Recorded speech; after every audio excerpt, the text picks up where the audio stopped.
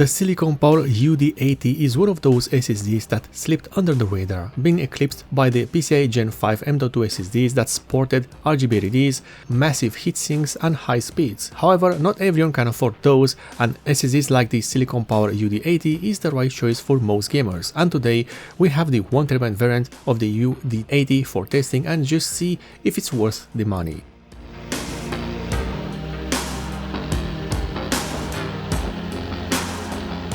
The Silicon Power UD80 1TB is an M.2 SSD that is based on the PCIe Gen 3x4 interface, with advertised writing speeds of up to 3000 MB per second for the 1TB and 2TB models, and in this review we have the lower end 1TB variant. In terms of the pricing, this SSD can be had at the moment of this review for no less than $65 or euros. And honestly, for this price you do get a lot for your money, and by that I mean the features. Speaking of which, this SSD uses a Maxio controller and YMTC made TLC 128 layer memory chips. And it is unfortunate to see that this SSD has no DRAM cache to help speed things along, but for this price tag we cannot expect a lot more.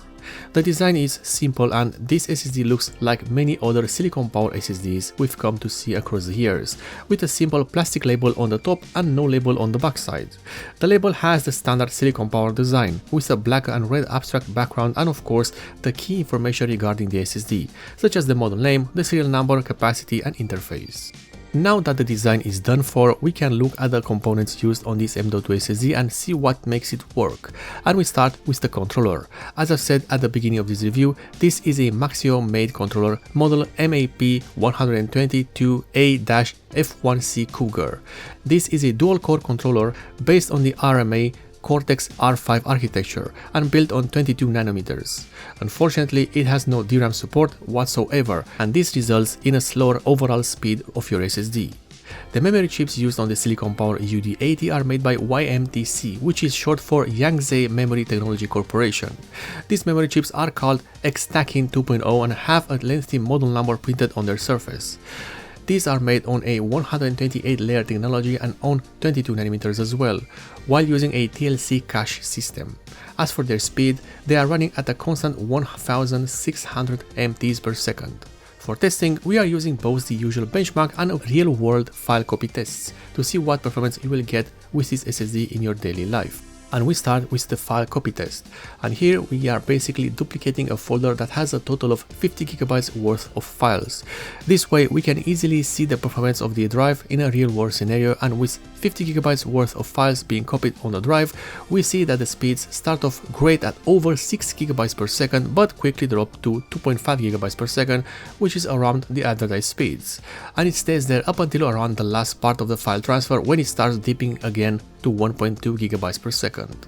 However, the next test uses a folder that has a total size of 100 GB, and here things are starting off well, but the speed quickly drops to 1.5 GB per second and stays there until the last part of the file transfer, where the speed drops completely to 800 MB per second until the end of the file transfer.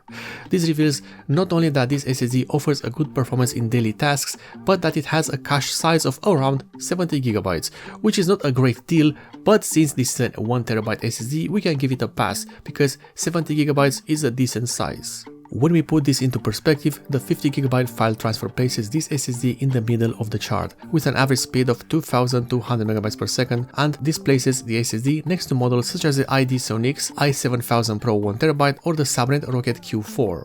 However, when we look at the results for the 100 GB file transfer, things are different, as now the SSDs are running out of their cache size and into their actual raw performance. And here the SSD is on the lower part of the chart as expected, next to the Crucial P5 and the Neo Forza NF P075 2TB. We start our synthetic benchmark with Crystal Disk Mark, now at version 8. This is a popular benchmark that is widely used in storage device testing. It's free and easy to use and understand. And in this test, the Silicon Power UD80 1TB is in the middle of the graph, next to SSDs such as the Team Group T-Force Cardia Z440L or the Kioxia Xteria Plus G2. And when it comes to the writing speeds, the situation is the same, with the Silicon Power UD80 in the middle of the pack, between the Kioxia and the Team Group. The next test is Auto Disk Benchmark. Updated to the later version, this benchmark is widely used because it has multiple sizes for testing and thus it offers a clearer image when it comes to the performance of the SSD. And in this benchmark, the Silicon Power UD80 is on the 4th position, behind the Team Group T-Force Cardea A440 and ahead of the Neo Forza NFP 075 2TB. And this is with the reading speeds, while on the writing speeds, the Silicon Power UD80 is ahead of the Sabrent Rocket 1TB and behind the Team Group T-Force Cardea A440. Finally, we have a video game test which will highlight the average time needed for each SSD to load a video game level. For this, we are using the older title Shadow of the Tomb Raider, running at maximum settings.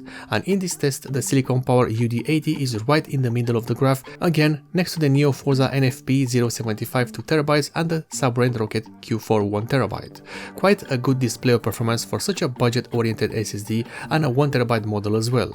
And when it comes to the temperature, things are looking great, as the Silicon Power UD80 1TB barely reached 49 degrees Celsius under heavy load. This is both during gaming and heavy usage such as video rendering or a synthetic benchmark. The Silicon Power UD80 is a good and affordable M.2 SSD that makes some compromises, yet it delivers a good performance, for daily usage at least. For starters, this SSD uses a DRAM-less controller made by Maxio and has memory chips made by YMTC. Still, even in this configuration, the performance is quite good given the price of $60 US. The highlight of this SSD must be the performance. While not having a RAM chip for its cache, it still performs well and you can move large files with ease as the speed will only drop to under 2 GB per second when you are moving over 70 GB worth of files. Sometimes this level of performance cannot be achieved even with higher priced SSDs that do have a DRAM chip, so this one having none of that is impressive to say the least.